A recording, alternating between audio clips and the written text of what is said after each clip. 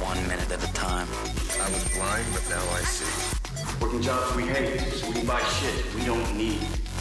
Ideas are grateful. If you had one shot, everything I'd ever read, heard, seen was now organized and available. Now you fucking khakis.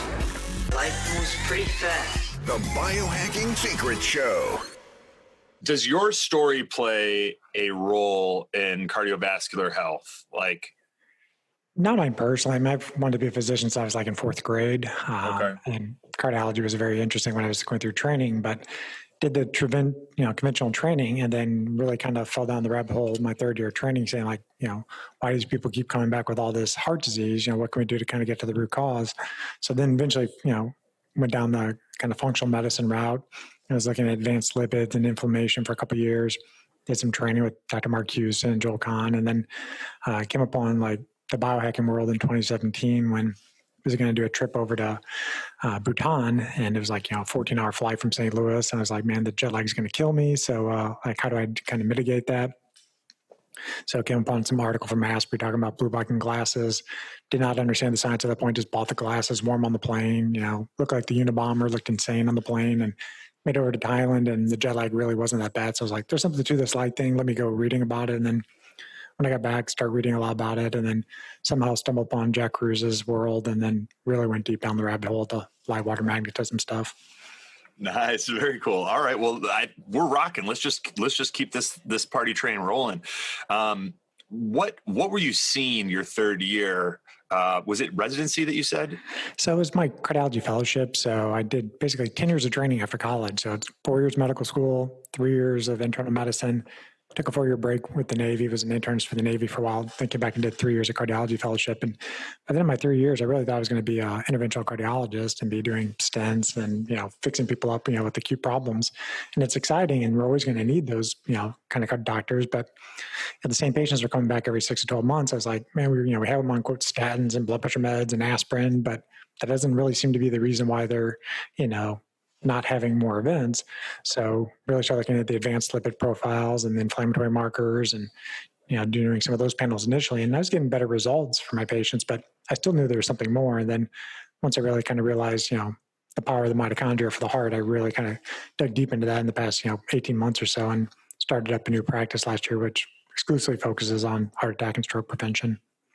What do you believe are the real causes of heart disease? Main ones are going to be, inflammation, oxidation, and then also kind of immune dysregulation or an autoimmune issue that's attacking your blood vessels. But inflammation, I usually tell patients it's your immune system turned on. You want your immune system turned on when you got an infection, but you don't want your immune system always turned on. And if your immune system's turned on and you have these different cytokines and things of your immune system are supposed to go out there and attack the viruses and the bacteria, our blood vessels have to transport these cytokines in the system, and these things can kind of scratch up the arteries. And if the arteries continually get scratched up, then there's more likely plaque will build up in the walls of the artery. And then oxidation is just, I usually explain to people, it's like rusting of an apple. The apple's exposed to oxygen, it starts turning brown. Well, when you're eating foodstuffs and your mitochondria is breaking it down, the protons, electrons, there's a process of using oxygen to do that process. And if you make too many free radicals that escape the mitochondria, then other things start to rust. And the rusted stuff looks like bacteria to the body, and your body sends out the immune system to start attacking the oxidated things. That makes sense. Now, if we were to get to some of the root causes of the inflammation and the oxidation that then lead to heart disease or cerebrovascular disease, what are some of the lifestyle habits, the choices, the genetics, if there's a role there that you see contributing most to the inflammation and oxidation? So I totally agree. It's mostly epigenetics. It's your environment, probably in 80% of the story. Your genetics has a role in certain aspects, but most of the time it's higher mitochondria are sensing the environment, and the mitochondria are the powerhouses of the cell, and your heart and brain are the most dense places with mitochondria. So if the mitochondria fail in the heart, then you kind of get a brownout of energy, and then you get a cardiomyopathy, you get a weak heart. So always kind of start with the mitochondria, and that's, get the data off the 23andMe and figure out what your mitochondrial haplotype is, figure out where your mom's mom's people came from. That gives you a good starting point if light or cold's really going to drive the system. but really looking at the health of the mitochondria, the engines. So, if your mitochondria aren't healthy, then the oxidation and the inflammation is going to be much more common. And it's mostly going to be related to the circadian mismatches that people tie themselves into, where they're getting stuck inside 90% of the time, and they're using the technology outside of, sun up to sundown, and your body's really just not supposed to be seeing these different wavelengths of light late into the evening time. Have you measured the health of your mitochondria? I've not directly. Indirectly, you can somewhat tell by some of your biomarkers and labs. If you have a lot of inflammation, probably your mitochondria aren't working very well. But I, routinely monitor my heart rate variability in the morning. That's a usually pretty good sign of your overall systemic health, especially your cardiovascular health. And today in the days of COVID, HRV or heart rate variability is one of the first metrics that usually goes haywire when you're about to get a virus infection, taking hold. But if you have really poor HRV or really poor sleep long term, you likely have very poor mitochondrial function. Do you feel that there is a role in low-level chronic infections of the herpes family, Epstein-Barr, Lyme disease, Bartonella, some of these things that do you believe that they are playing a role in that inflammation and oxidation that then can over years or even decades lead to cardiovascular issues or cerebral vascular issues? I definitely think the chronic infections can play a role, as can heavy metals, but I don't always think they're the primary source. I think really still the primary source is people's circadian rhythm mismatches. And as a cardiologist, I don't routinely check the different antibody titers towards the chronic infections. I have colleagues in the area that can do that if I really think somebody's at chronic Lyme. But one of the things I learned from Dr. Cruz is it's the saying it's redox before you detox. So your redox potential is how much energy can your mitochondria make. If your mitochondria have good redox potential, they're much better at detoxing whatever you're being exposed to. And so if someone listening is wondering, they'd like to assess the health of their circadian rhythm, right? Like, what do you believe is the best way to get that data? First thing is just a thorough history of, what does a 24-hour cycle look like for that person? So from sun up to sundown, and, if you're up before sunrise, what happens? So usually tell patients kind of my story. What, I eventually was able to kind of get my cycles into is, I usually wake around 5 a.m. It's before sunrise here in St. Louis at this time.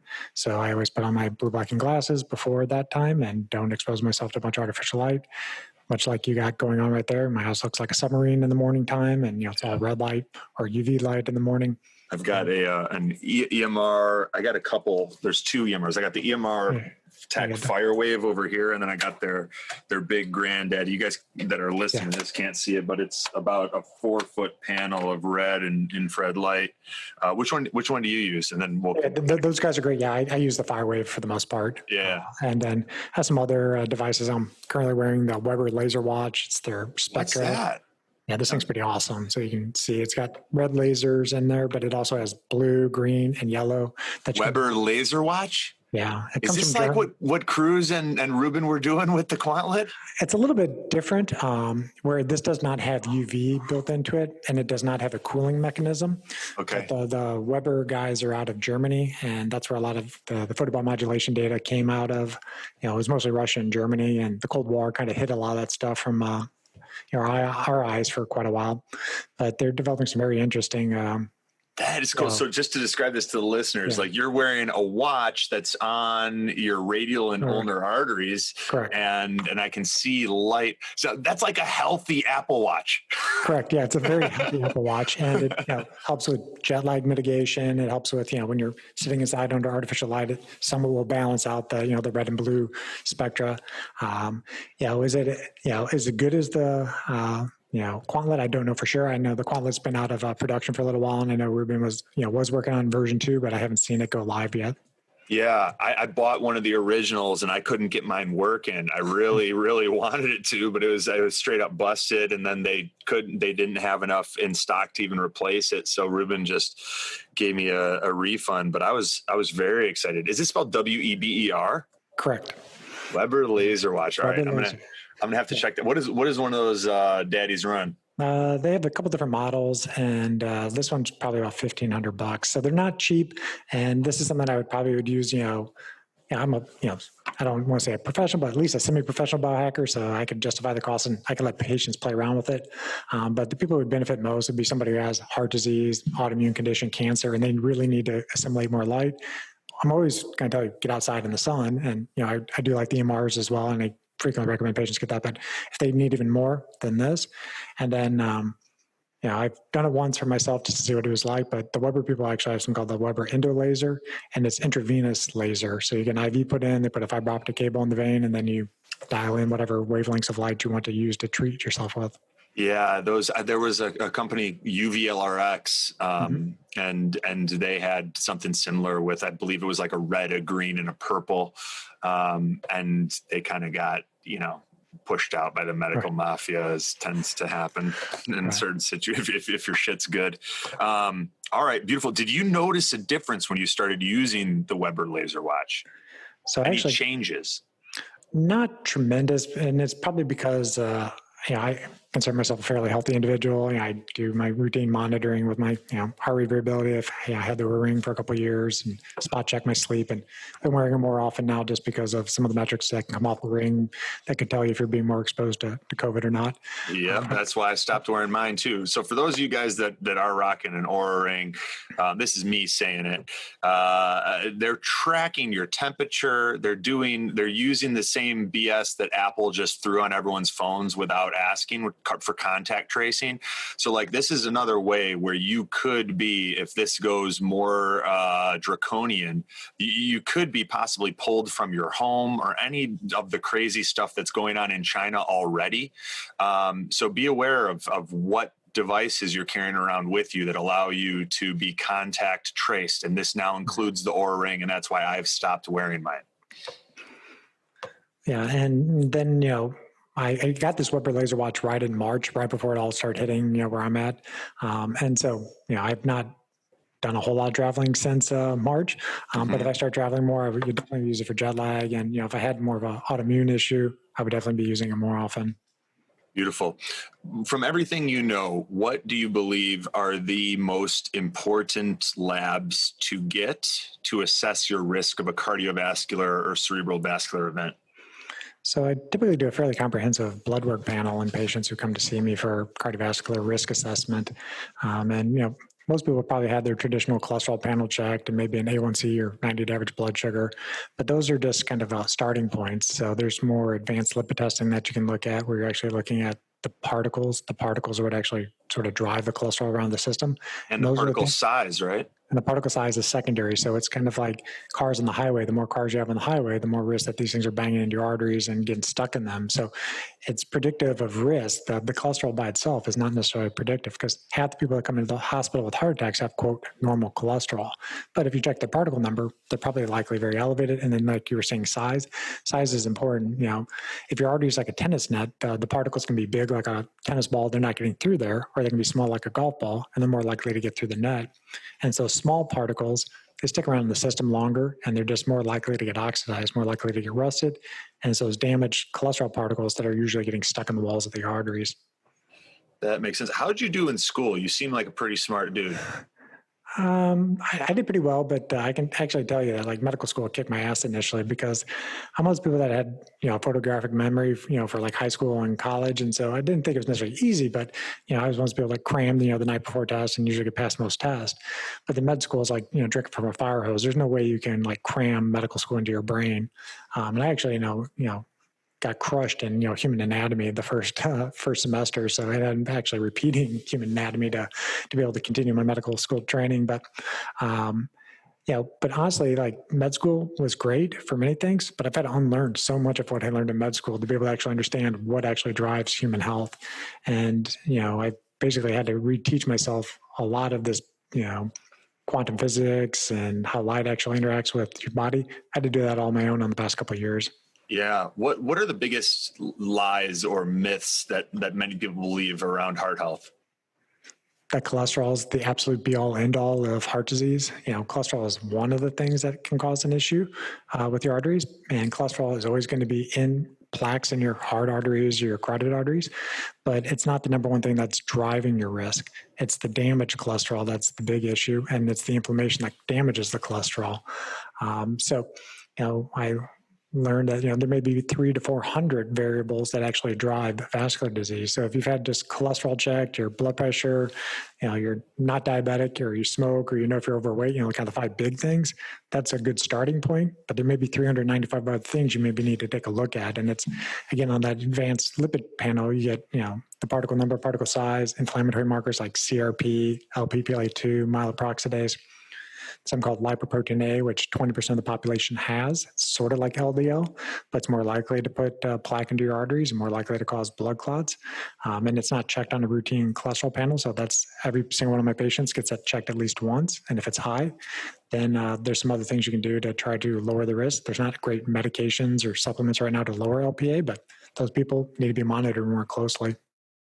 This episode is also brought to you by Bioptimizers and the Biohacking Secrets Upgraded Digestion Package. So if any of you guys are dealing with suboptimal digestion, characterized by gas, bloating, your stomach feeling distended or like it's sticking out after certain meals, if you get sluggish, if you deal with constipation or diarrhea, you're going to want to pay attention, because it usually comes down to one of 3 things being off. The first is low stomach acid production. The second is low enzyme production. And the third is gut dysbiosis, meaning you have too many of the quote unquote bad bugs in your gut and not enough of the good ones.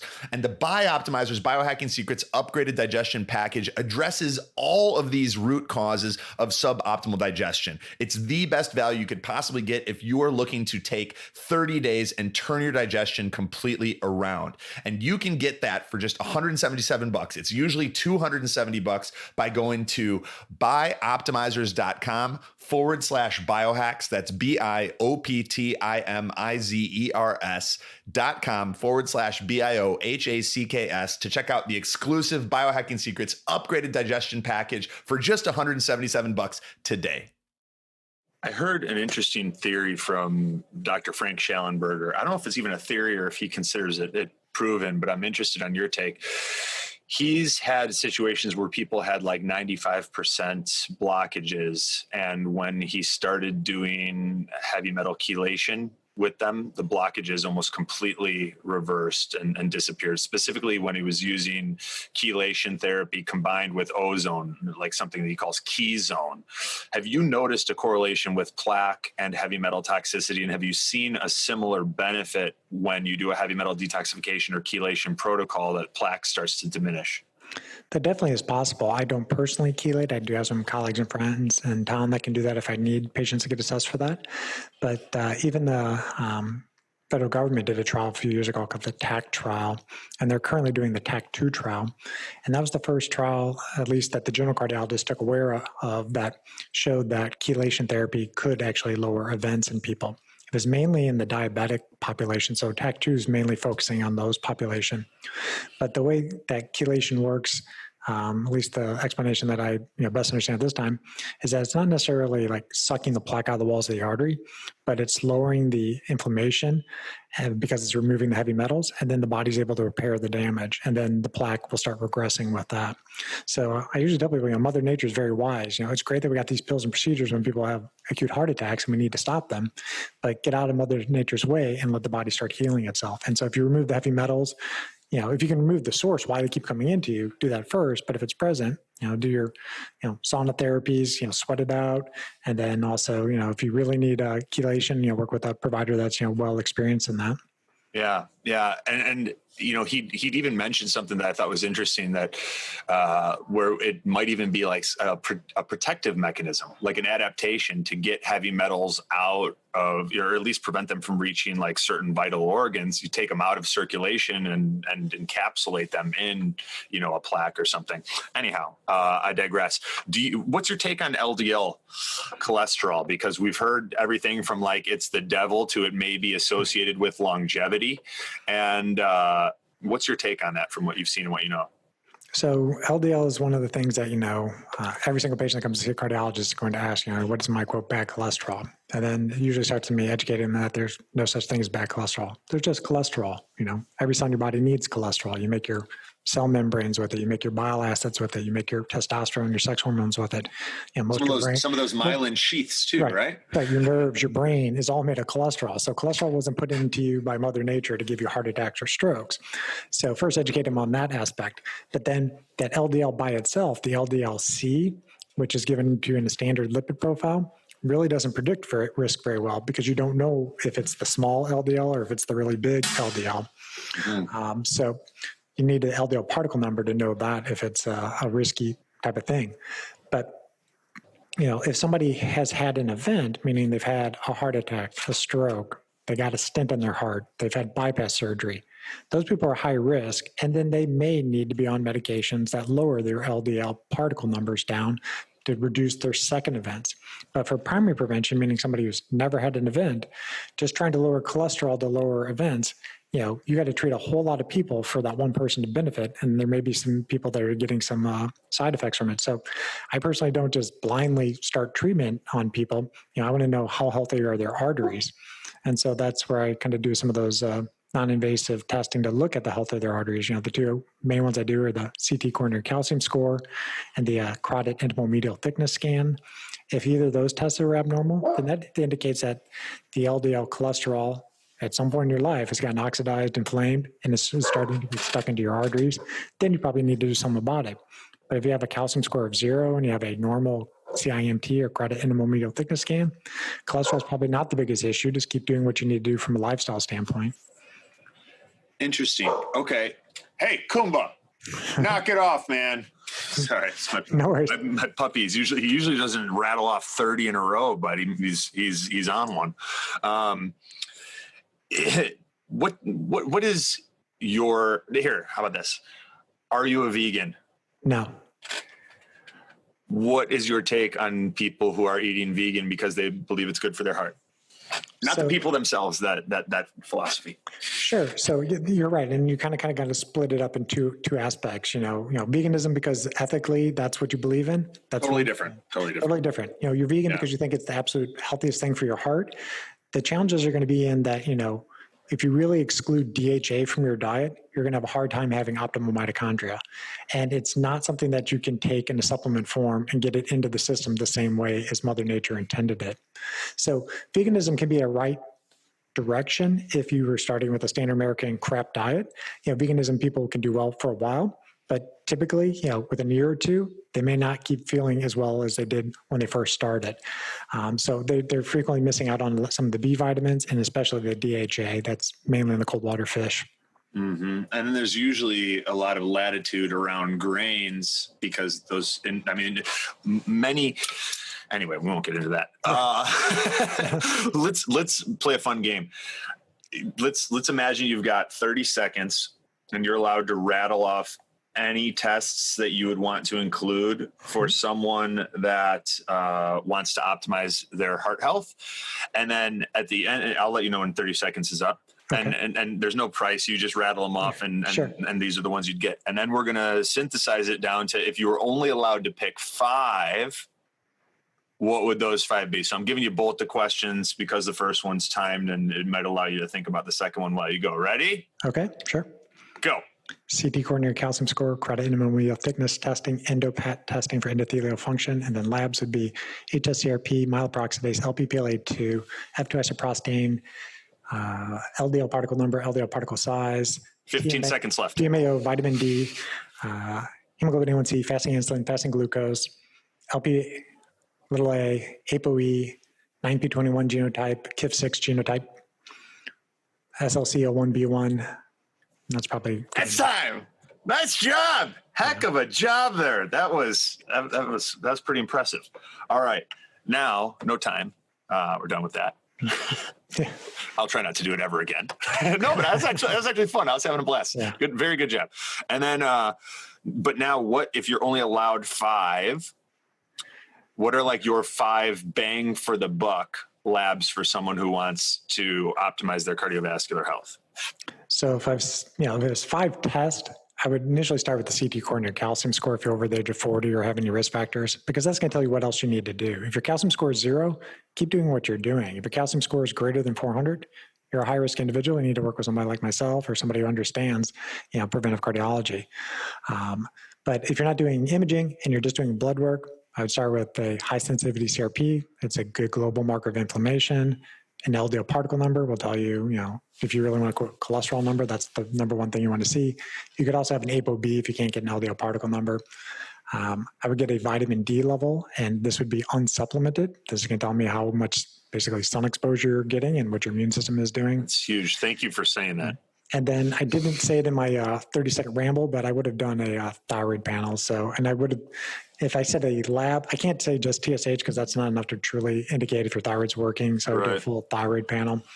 And then I probably would get a fasting insulin level because it's more sensitive than just checking a hemoglobin A1C or 90-day average blood sugar. Your insulin level, if it's excessively high, means your pancreas is working overtime trying to keep your blood sugar down. And for someone, so is optimal with this CT coronary calcium score 0? Yes. Okay. And then what do you, I guess you're getting people that are dealing with issues, but what would you say is like the average score that you see?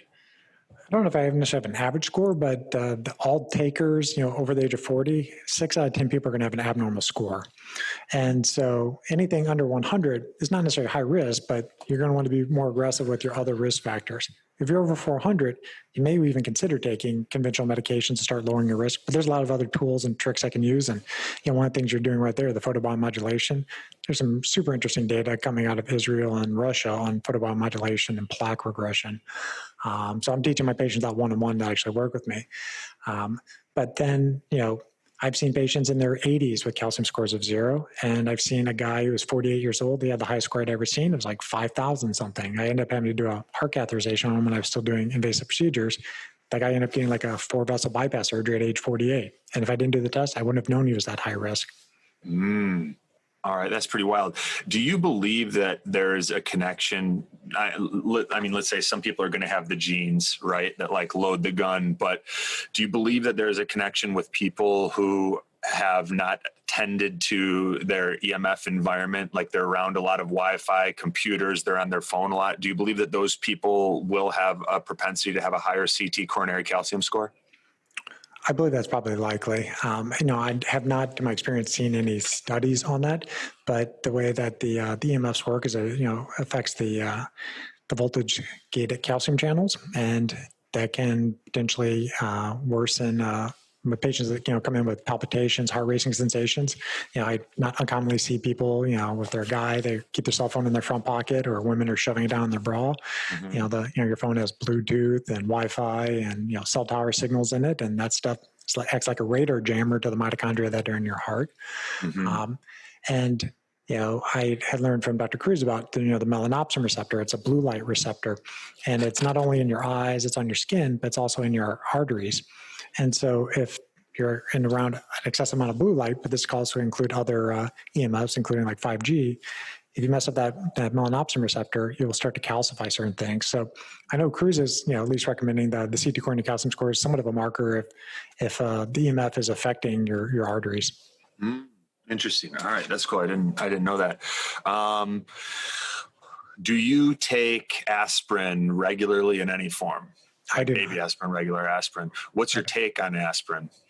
So in the right context, you've had a heart attack, stroke, stent, bypass surgery, you're going to have less events if you take the low-dose aspirin, 81 milligrams. And typically, if people are going to take aspirin, obviously check with your doctor. Don't start aspirin just because you heard me talking about on this. But aspirin is generally better taken in the evening time because your platelets are more reactive as you sleep, as the cortisol levels are changing overnight, so your blood is stickier.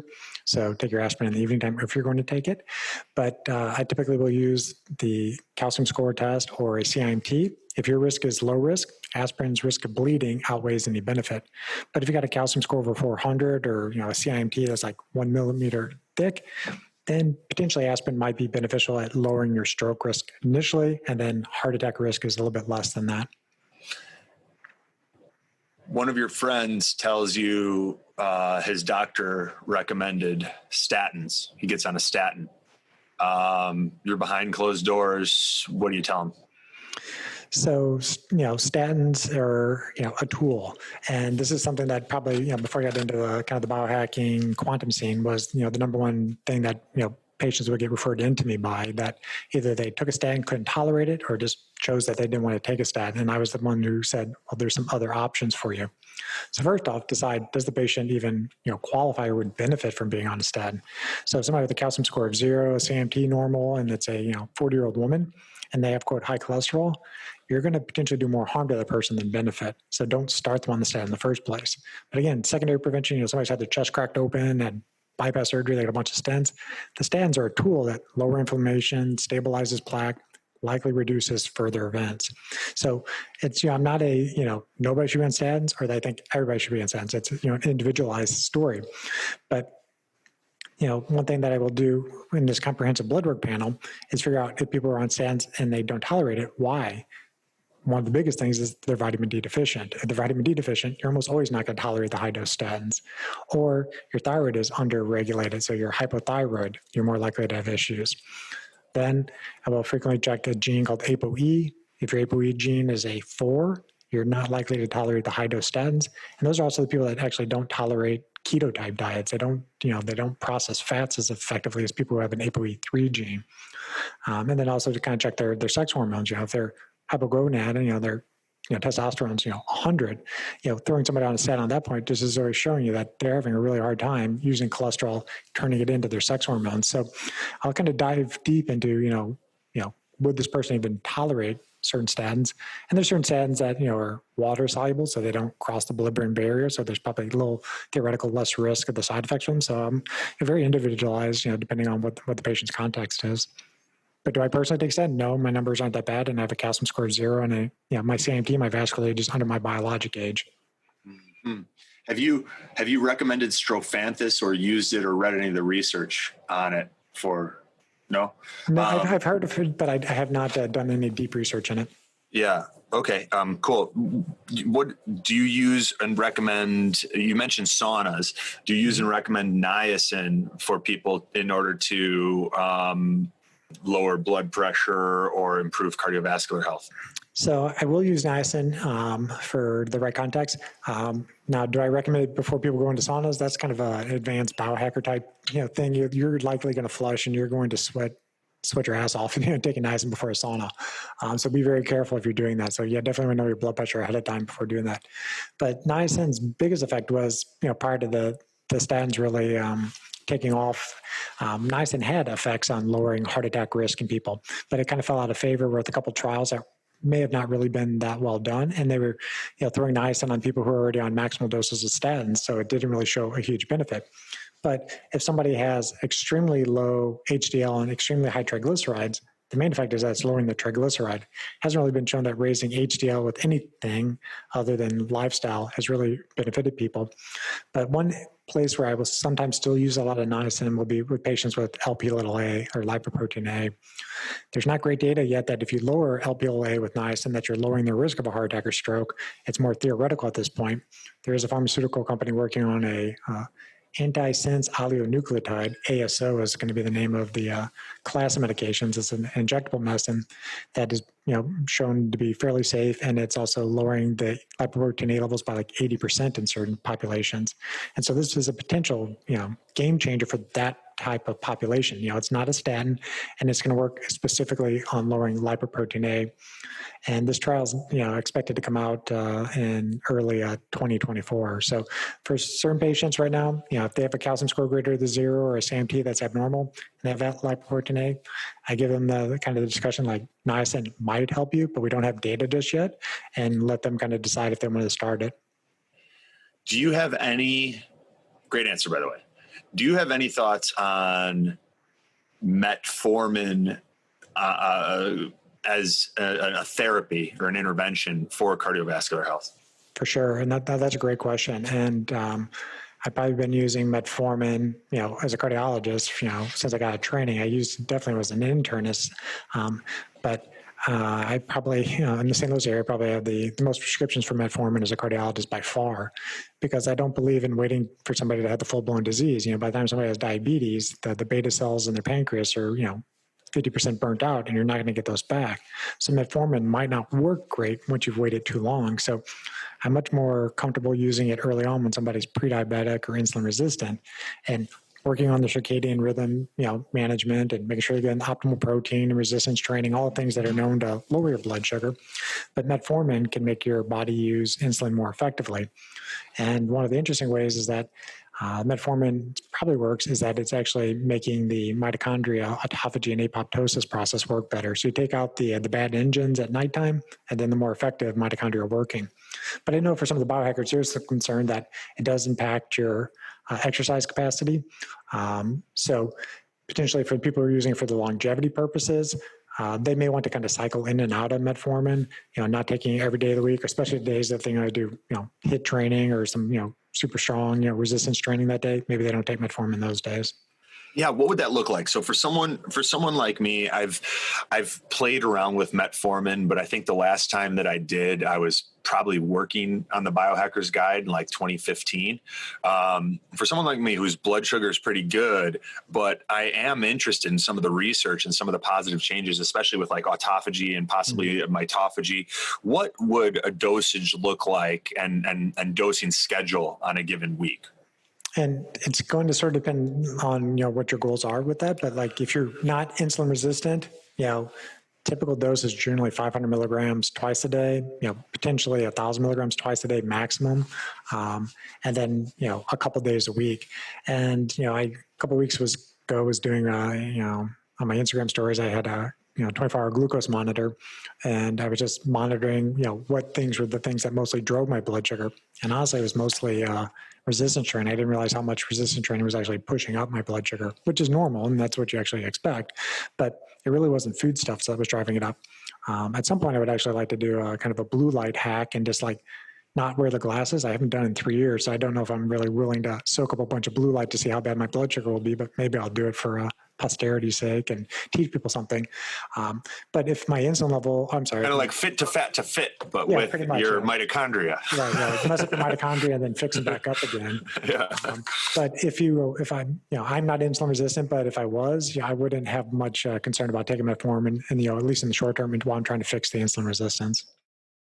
This episode of the Biohacking Secrets Show is brought to you by Veritas Farms and their full line of CBD products, CBD standing for cannabidiol. Now, we are real excited about this partnership because Veritas means truth in Latin, and we are big believers in bringing you guys the truth, not just through this podcast, but by making sure that any products that we share or that we bring on as sponsors are products that we personally use, believe in, and endorse ourselves. And that is the case with Veritas Farms and their full line of CBD products. The reason that they're so great, they are full spectrum hemp products, meaning that they have all of the beneficial phytonutrients that you get in a quality CBD product. 99% of the CBD products on the market are CBD isolate, and they're just being resold, meaning they're coming from a few small manufacturers. They've only got one tiny part of all of the important phytonutrients that you need to get the benefits you want from a CBD product, and they're just a bunch of different companies reselling them. Veritas Farms is vertically integrated, meaning they own the farm. They ensure that there are no pesticides being added. It's organic, and then they control the entire process from harvesting to extraction until that product ends up at your door. That's what I love it. It's kind of like farm to table, but for CBD. And the benefits that I've noticed, my sleep is better. I feel like I get a deeper, more restful night's sleep. I'm less stressed. I never have periods of anxiety. I feel calm and focused throughout the day. And it even decreases inflammation when I have flights or other things where inflammation is an inevitable part of life. You take a little extra CBD and it can be very helpful for stress, anxiety, sleep, and that inflammation. So if you guys want to check it out, we've arranged a 15% discount for you guys. To get that, you can go to theveritasfarms.com/biohacks. I'll spell it out. THEVERITASFARMS.com/BIOHACKS to save 15%. Check out the Veritas Farms CBD. You guys are going to absolutely love it. Do you see any downside to someone like me taking, I would even consider 500 milligrams, like just 3 times a week, like Monday, Wednesday, Friday, I take 500 milligrams of metformin. I don't know. No, I don't necessarily think it's, a big harm, doing that. I know David Sinclair is kind of the big guy that's, done a lot of research on that. And I know he personally still takes metformin, at least according to his most recent book, the longevity book that I recently looked through. I've personally not played around with it. That was my next question. I had starts and fits where I thought I was going to do it, but I just not ever really had pulled the trigger. I'm not afraid to take it. I just didn't know what necessarily benefit I was going to get at that point. I have a side story, unfortunately it comes down through my dad's side, but I had a great grandmother make it to 106. She was born in 1893. She passed away in 2000. So 106 years, she's born with like Grover Cleveland was the president. So I would tell people, my goal is to like beat her ass. I want to get to like at least 107. So if I can get to 107, I beat her record. So I'm gonna have to do a lot of things. So maybe at some point I'm going to have to actually, get interested and take the metformin, but I haven't yet seen it enough benefit for myself to take it. Yeah. Interesting. All right. I appreciate that perspective. You have, just based on the type of people that you see, right? What are your top 5 supplement recommendations for heart health? So again, it's always going to be dependent. And it's, I've actually gone away from doing a lot of supplements. I really want to show that somebody is truly deficient and they haven't been able to replace it with, what they're doing in their lifestyle. But I'd probably say, the top supplements I see people on, from a quote cholesterol standpoint, Bergamot is something that I use not infrequently. Bergamot. Yeah, it lowers cholesterol in a pathway similar to the way the statins do and doesn't have the same side effects. Berberine, which also can somewhat act like metformin, lowers blood sugar, but also can lower cholesterol. Still use niacin for lipoprotein A.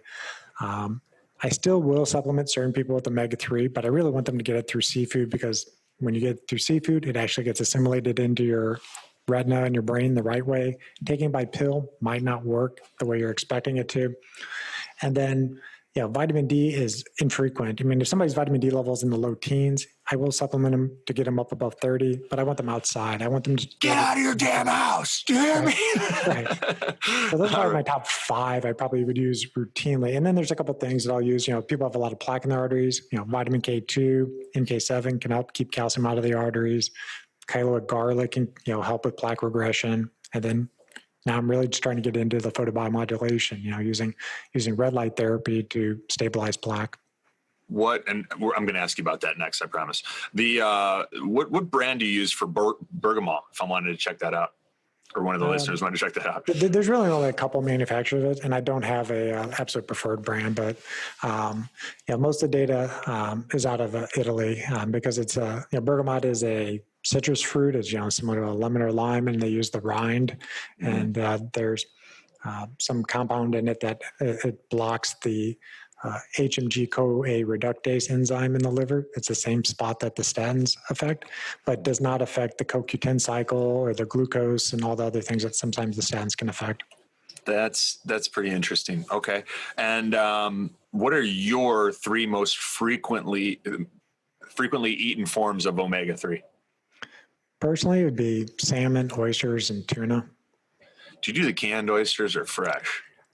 I prefer the fresh, but the funny thing is when the pandemic was hitting here and, the grocery stores are all bare of everything, at least here in St. Louis, nobody was hitting the canned seafood aisle. So I stocked up on sardines and oysters and everything because they had who knows, potentially was the end of the world in mid-March. So I had enough omega-3s to last me quite a while. And then when we realized it wasn't going to be horrible, my wife's like, we need to eat this stuff. So so we had a ton of canned oysters for a little while, but still have some in the strategic stockpile.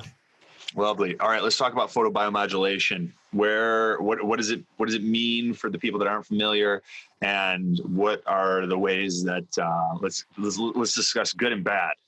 So photobiomodulation, previously known as LLT or low-level light therapy or low-level laser therapy, is how do you use light to affect your biology, generally in a positive way.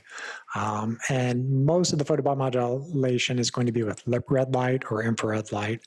And there's different manufacturers of these boxes, and sauna is a type in ways photobiomodulation, but it's mostly the red light that we're speaking of.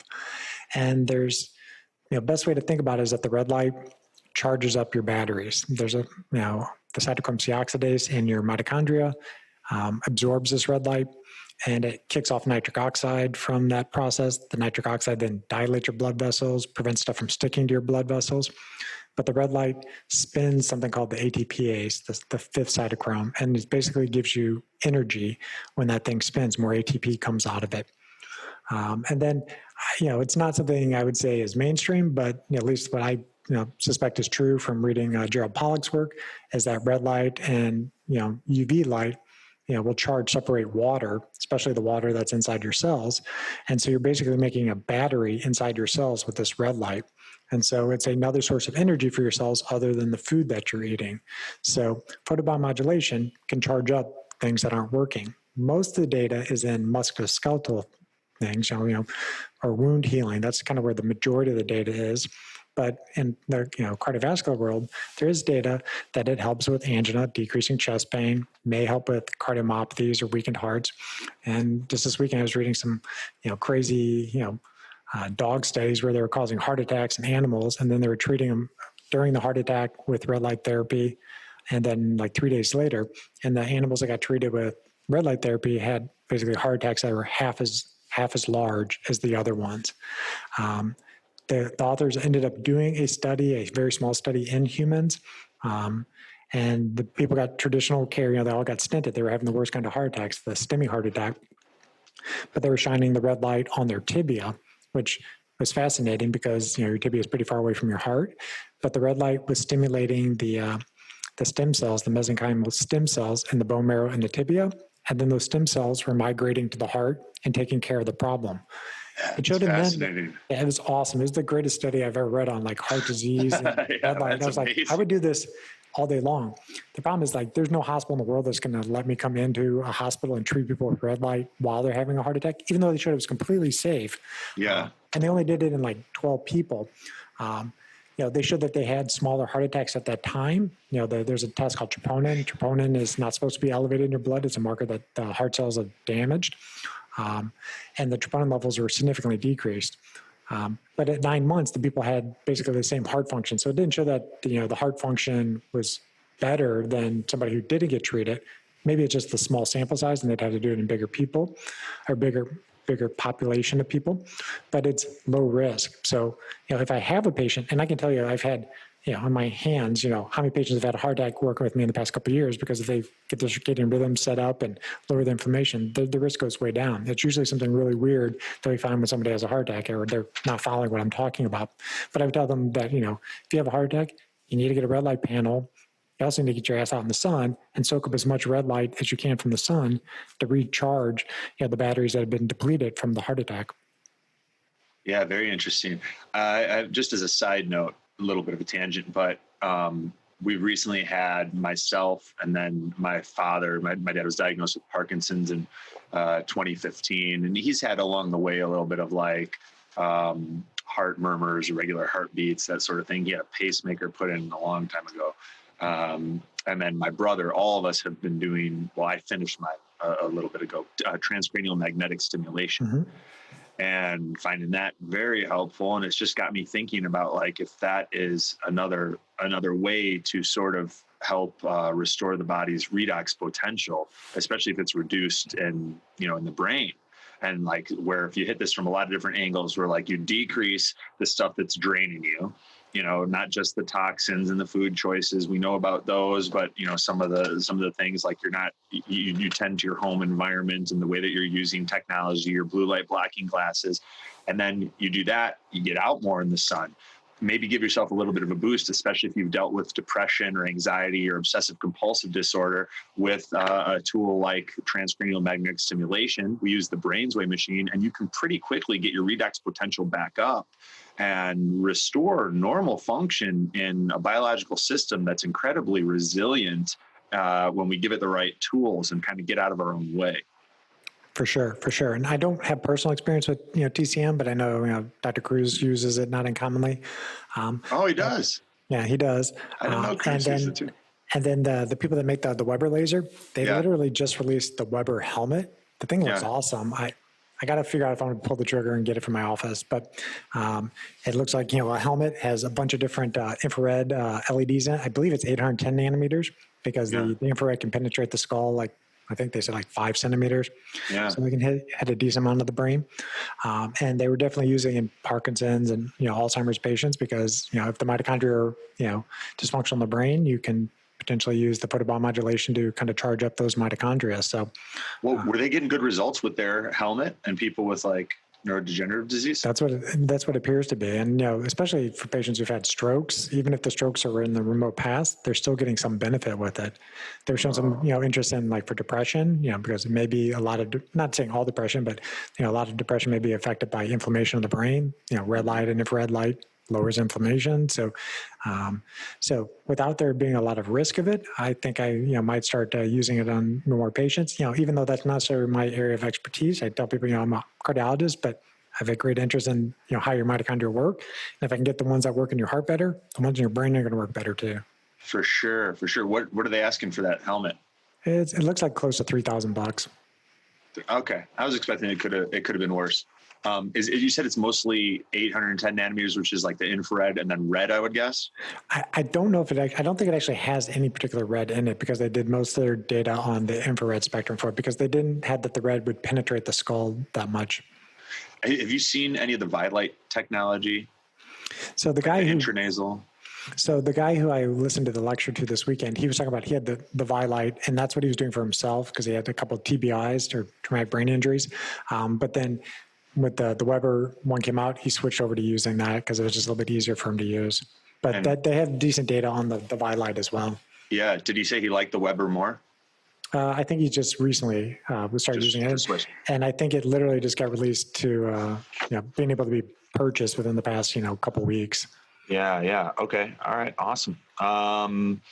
Sorry, I lost my train of thought getting into photobiomodulation. So you have your clients wear the glasses, to align with the rising and setting of the sun. So like if it's past sunset, you're wearing the glasses and not exposing yourself to much artificial light. And then if you wake up before sunrise, those glasses go on, again, not exposing yourself to much artificial light. And then you're getting sun during the day.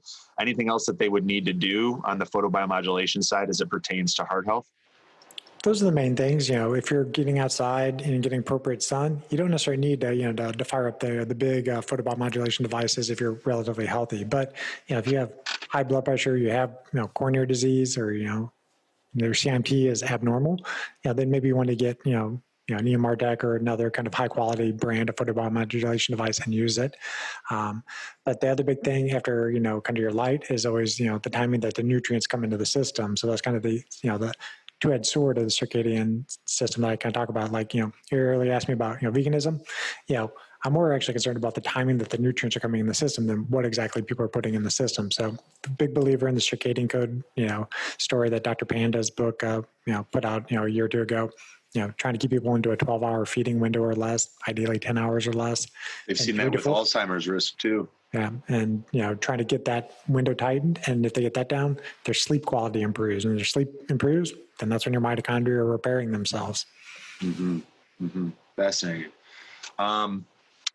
Sorry, I'm like dozing off. I'm like enjoying our conversation and not, Any other changes on the photobiomodulation or blue light hazard side? We talked about the EMR tech. I've sat with this thing for an exorbitant amount of time during our interview. Usually I don't do it quite this long, but I said, why not? Let's try it. Any other recommendations for someone that wants to really dial in their circadian rhythm quickly? Quickly, it's basically rise with the sun and go to sleep shortly after the sun sets. That's the number one trick. People try to sometimes get into with me at the office, well, how important are the glasses? And if I get the red light, I'm like, those things are awesome. But if you don't have the sun in the morning to set the cycle, you're not going to get optimal results. So, if you're somebody waking up at 9 a.m., you're probably not getting up at 5 a.m., right away, but you want to ultimately try to dial your way back where you're seeing that morning sun, that first half hour of sunlight. Great stuff. This you've packed a lot into this, and I'm looking. I don't have any more notes or questions right now. Is there, before we kind of go to where people can stay up to date with things that you're working on and cool projects and how to work with you, is there anything else that you feel compelled to share with our listeners around cardiovascular health or biohacking or anything right now? So I always start with that Mother Nature is wise, and get out of her way, and your body has a good chance of healing. Yes, there's going to be times maybe you need acute cardiovascular care, and you're going to need somebody in the hospital to put you back together. But once that's done, then you got to figure out what was breaking you, and something usually in your environment. So focus on your circadian rhythms first, because that's usually the biggest bang for the buck. Once you get that dialed in, then you can kind of figure out, with advanced blood work or whatever, what else might be driving your risk. So always kind of reconnect with nature. That's always going to be the number one thing. It's, it's light, water, magnetism. So that's usually my kind of recommendations for people. Sage advice. And for someone that wants to explore working with you, what's the best way for them to do that? Great. So I'm in St. Louis, Missouri. I have a practice of polycardiology that I started last year. It's focused on heart attack and stroke prevention. I do work with patients remotely doing telemedicine, or at least second opinion and educational consults. If I can't personally prescribe things for you or labs because of whatever state you're in, I can at least give you an idea of these are things I would consider getting done. Talk to your doctors there, and they should be able to order them for you. I'm fairly active on Instagram. My handle's Dr. Twyman, Dr. Twyman. And usually on my stories, I show them what kind of biohacks I'm doing. Right now, I'm mostly talking about my heart rate variability, and today I was talking about nitric oxide. And then my website is drtwyman.com. It has links to all my prior kind of videos and podcasts. And had a good talk recently. I did a talk at Dr. Cruz's 4th of July event, and did the 3 optimal heart tests you should get: the calcium score, the CIMT, the endopat, and then do start going to kind of the basics of photobiomodulation. But we obviously went deeper in photobiomodulation in this, but it's a good intro to people who haven't seen my work before. Beautiful, beautiful. Well, Dr. Twyman, this has been a fun conversation. I feel like you crushed it, and I believe that our listeners are going to get a lot of value from it. So thank you. Well, thank you very much for having me. It was awesome.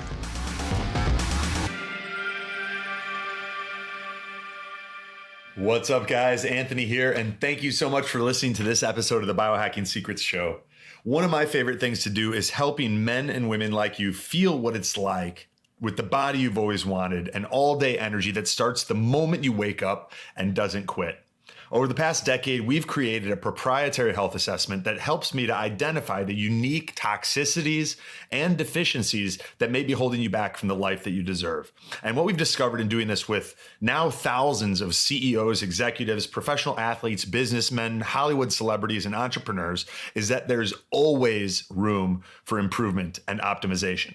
Whether you're already performing at a high level or you have that feeling inside your heart that you're capable of more, the single fastest way to unlock your potential is to upgrade your mind and your body.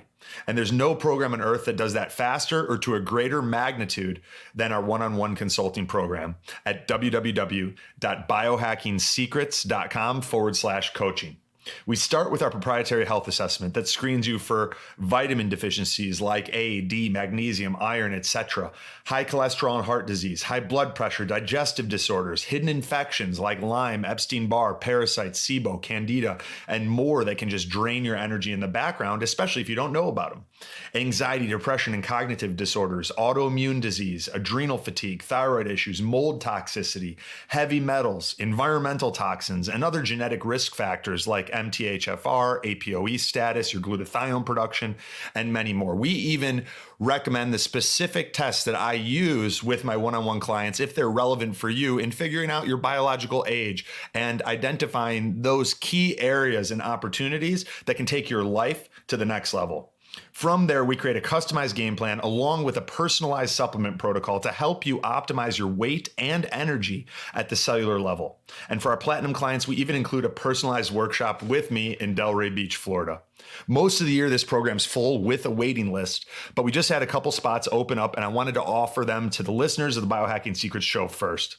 So if you're interested in seeing what it might look like for us to work together, head over to www.biohackingsecrets.com/coaching. That's www.biohackingsecrets.com/COACHING and fill out the short application form. If you're pre-approved, you'll be given the opportunity to book a time to connect with someone on our team and see if it's a fit.